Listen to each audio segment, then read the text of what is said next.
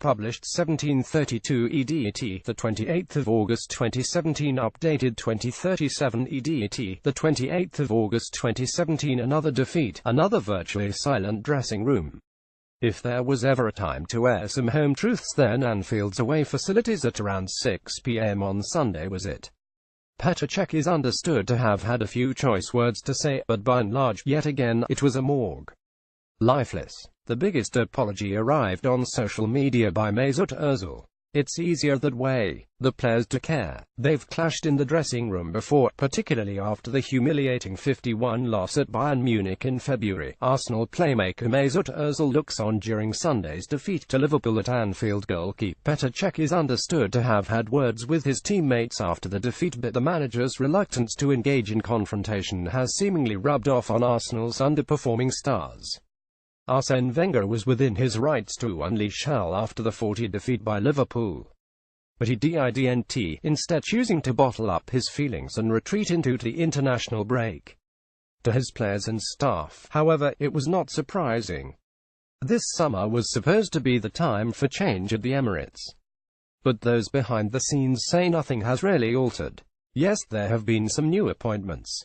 Jens Lehmann has joined the coaching staff, and Darren Burgess has become the head of high performance. Tony Colbert, a long-term Wenger aide, has joined the technical staff despite having a background in fitness coaching. But all staff appointments go through Wenger. And despite the change in faces, the club's training sessions on the pitch and off it are largely the same, much to the players' disapproval. They have been going through the same old routine for years.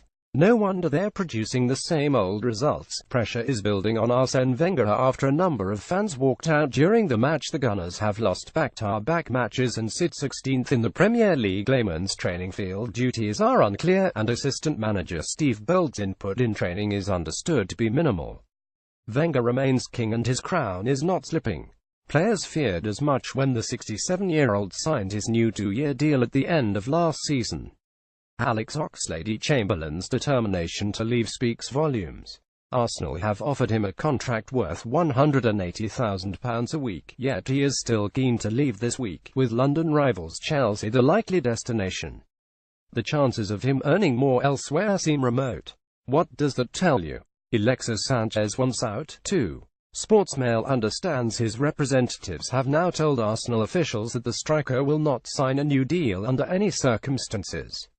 Arsenal have offered him £300,000 a week. Even those players who aren't actively seeking moves fear Arsenal will only rediscover their glory days once Wenger leaves. Liverpool winger Mohamed Salah celebrates after scoring his team's third goal. Steve Bould's and co have little input in training as Wenger remains king. That's not to say those disgruntled players don't have respect for their manager. They do, but they no longer believe the Frenchman will make the changes necessary to put Arsenal back on track.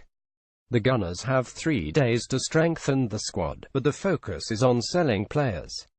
Shkodran Mustafi and Lucas Perez could yet leave for Inter Milan and Deportivo, respectively. How can over £50 million worth of talent be deemed surplus to requirements just a year after they signed?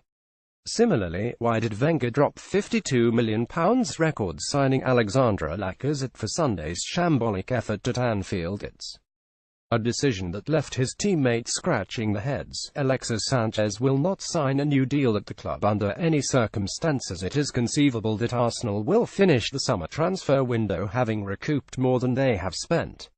Perhaps things might improve. The club's transfer fixer Dick Law is almost certain to leave before next summer, with former Team Sky contract guru Huss Fahmy, who joined the club in June, set to lead player negotiations. But many at the club believe only one change will finally spark a true switch in direction.